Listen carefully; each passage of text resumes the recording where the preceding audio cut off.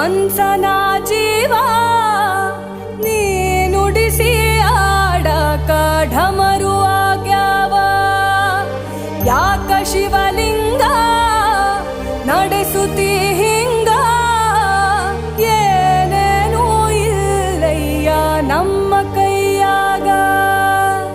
ಎಡವಿಸಿ ತಾಳ ಉರುಳಿಸಿ ದಾಳ ನಡೆಸಿ